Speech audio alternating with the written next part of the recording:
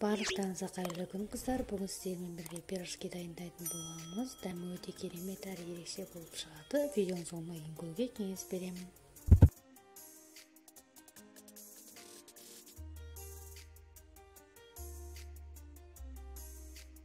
Ең алдымен құрғақ ыдысымызға сүтімізді құямыз.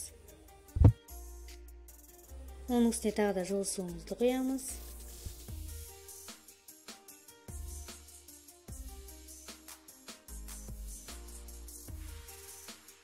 Сүтімізді құйып болған соң, оның артынша бөлме температурасындағы сары майымызды салып, жақсылап массамызды араластырып аламыз.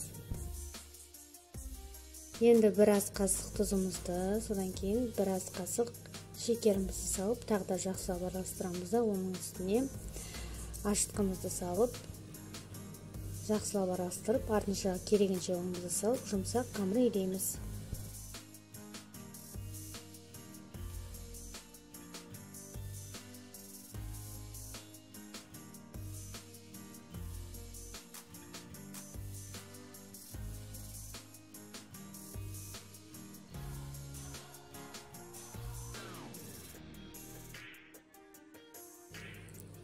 Қамыр илеп болғаннан соң, қамырымызды 2 сағатқа ашытып қоямыз. Соның арасында 2 рет ашыған қамырды қайтарып отырамыз. Енді пирожкиміздің салмасын дайындаймыз. Ол үшін осындай картофельдің пюреміздің үстіне тұзымызды, бұршымызды саламыз. Және де осындай сары майымызды 2-3 шай қасық салып жіберіп, жақсылап езіп аламыз. Кейін артынша қуырылған пиязымызды салып, салмамызды дайындаймыз.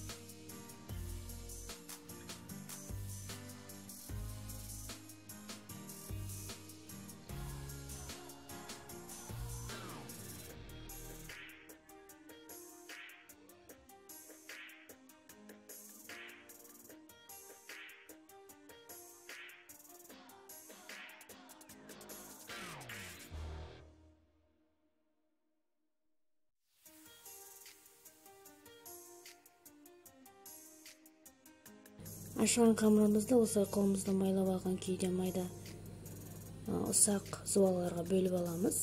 Және де осы видеодағыдай түйіп шығамыз. Және де оны 20 минут бойы тындырып қойып, қызған майда қуырып аламыз.